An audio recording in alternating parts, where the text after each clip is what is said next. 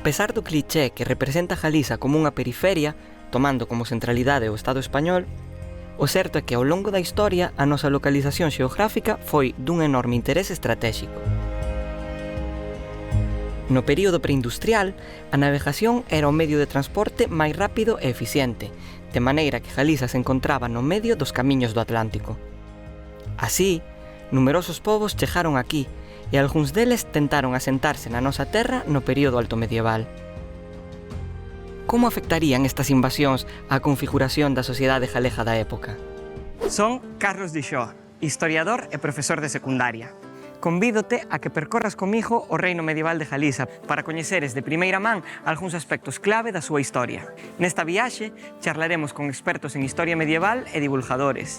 Coñeceremos castros e murallas, castelos e catedrais, bibliotecas e restos arqueolóxicos. Un percorrido que nos levará por todo o medievo e nos axudará a coñecer mellor a historia dos nosos devanceiros. Temos que coñecer o pasado para comprender o presente. Falemos da nosa historia. Falemos do reino de Galiza.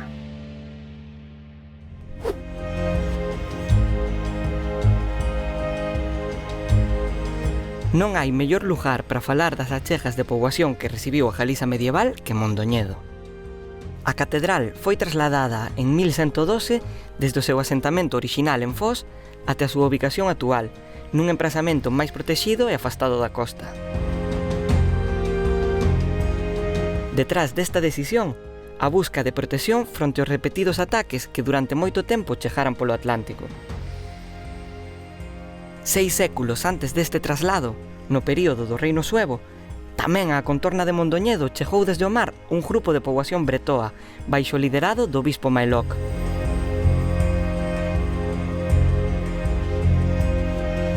Baixo que condicións tivo lugar a súa chegada e cales foron as consecuencias son cuestións que non fican moi claras. Que sabemos dos bretóns que chegaron a Galiza? No momento que os bretóns, os celtas bretóns abandonan que hoxe Gran Bretaña, abandonan Britania ante un puxe dos anglosaxóns, e moitos se establecen na península de Armónica, que se pasa a chamar Bretaña, ou a Bretaña Menor, e outros chegan a Galicia e se establecen na zona que hoxe se correspondese territorialmente á diócese de Mondoñedo Ferrol e estendíase tamén por Asturias. Tamén, polo que vemos no parroquiale, estendíase por Asturias. Precisamente o parroquial Suevo di, con respecto á Eclesia Bretoniensis, que como lle chama o texto, que é a igrexa da que dependen os bretóns que hai en Galicia e en Asturias xunto ou canda ao Mosteiro Máximi. Mosteiro principal ou mosteiro de Máximo, non sabemos a que se refire, non? Esta é a máis escura e a máis discutida, pois xa desde Pierre David, que estudou nos 50, un historiador francés. Non está claro que é esta diocese dos bretóns. Desde logo, polo nome, a teoría, a hipótese de que fora un grupo de monxes bretóns que se sentaron aquí, pois, porque senón a que veñen este Britonorum, de onde saen? O escritor Robert Macfarlane falaba dos camiños do mar que están sempre conectan e vinculan todas as fisterras atlánticas e de alguma forma as dotan de algo moi singular, que é o feito de que en todas elas unha parte significativa do sentimento de pertenza e identidade a cada un deses espazos é compartido con outros lugares.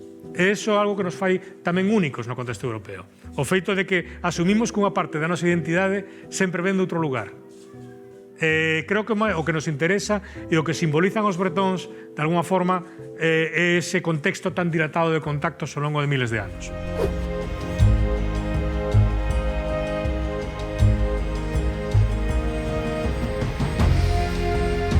Por volta do século IX, tamén do norte do Atlántico, chegan os vikingos. Un pobo que coñecemos un pouco mellor, pois os seus ataques e saqueos deixaron unha grande pegada no imaxinario cultural europeo e tamén na documentación medieval. O feito de se manteren á marxe do cristianismo infundía entre os cronistas da época un temor que fixo trascender deles unha imaxe máis fera que a da maioría de povos europeos.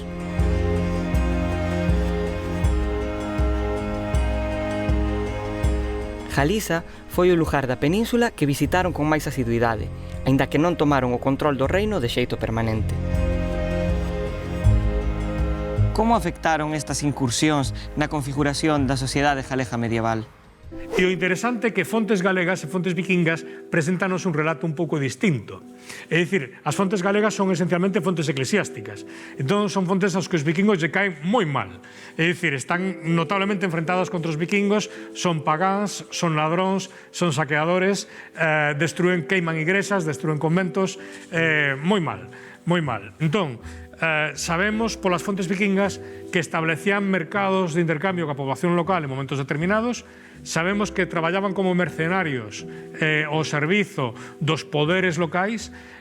Sabemos que desenvolvían outro tipo de interaccións. A chegada dos vikingos desde, sobre todo, o século IX ata o século XI xerou unha importante inestabilidade, sobre todo na costa, bastante importante porque hai ataques. Evidentemente, como xa estudou en un balance sobre isto José Carlos Sánchez Pardo, claro, tampouco podemos reducir simplemente a pegada dos vikingos en Galicia a pequenos ataques de pirateo, etc. É algo bastante máis amplo. A relación entre o Reino de Galicia e os vikingos tamén podemos interpretarla do xeito, como unha historia de éxito.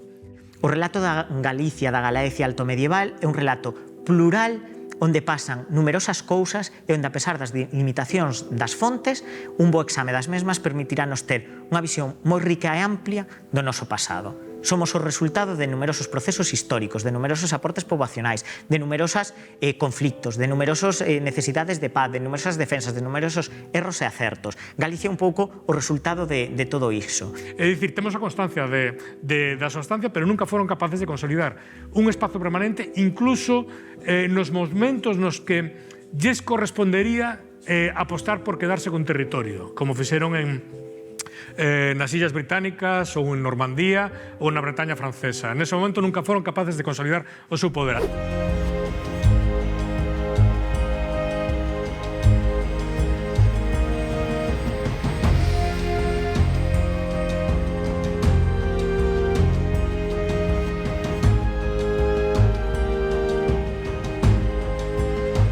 Se hai un contacto entre culturas que perdurou no tempo, ese foi sen dúbida o que se produciu entre os galaicos da época e os musulmáns. Aínda que a presenza de Al-Ándalus na península durante 8 séculos é sobradamente coñecida, non parece que a poboación galega teña moi claro cal foi a pegada dos musulmáns en Galiza na Idade Media. Estivemos baixo o poder de Al-Ándalus? Houbo musulmáns aquí? Especialistas actuais sosteñen que en realidade o mundo musulmán nunca se estendeu máis ao norte do sistema central, que ese sería o límite. Se hubo en algún momento presencia de árabes máis ao norte, sería esporádica. De feito, Almanzor chegou a Santiago de Compostela. A presencia islámica en Galicia é feble, episódica e superficial. Por decirlo, é dicir, a partir do ano 740, 750, podemos asegurar que non hai ningún tipo de presencia militar de orixe islámica na Galicia. Podemos decirlo con rotundidade. Penso que en realidade o territorio galego non lles interesaba demasiado, porque non era especialmente rico ni atractivo para eles. Se o hubieran querido, probablemente podían ter conquistado, porque teñan fortaleza militar suficiente. Pero, bueno, ao final, Almanzor aquí si chegou. E Almanzor chegou a Santiago. E aí, que pasa? Que unha vez que, claro, segundo foi collendo Santiago, en concreto, Compostela en concreto, máis peso, tamén a monarquía cristiana era máis forte e podía facer máis fronte a eses ataques. Pero eso non quere decir que a influencia cultural, económica, militar do mundo islámico non tivera a súa presencia en Galicia, non? Por exemplo, o século X, que é o século onde agroma unha grande aristocracia na Galicia, os aristócratas galegos do século X, cando ían a mercar produtos de luxo, baixelas, alfaias, armas de aparato, digamos, acudían a Córdoba, acudían ao mundo andalusí. Presentamos unha caixiña de prata na que viaxaron as reliquias de Santiago entregadas polo rei García a uns peregrinos de Liexa no ano 1056. E esa caixiña de plata na que viaxaron as reliquias de Santiago e outros 3 santos ata Liexa está feita por un obrador musulmán, está escrita en árabe. Entón, as relacións que hai no pasado, hoxe en día tendemos a observar como máis barreiras culturais nun mundo no que se cadra non existían tantas barreiras culturais. É claro que no reino medieval de Galiza houbo múltiples relacións con outros povos, que se asentaron aquí ou cos que houbo contactos militares ou comerciais. Naturalmente, isto tivo unha repercusión económica, política e cultural na época. Ao mesmo tempo, as análisis de certos aspectos relacionados coas estruturas de poder ou coa ocupación do territorio demostran máis continuidades que rupturas, sen que a organización interna da sociedade galega se vise desdebuxada.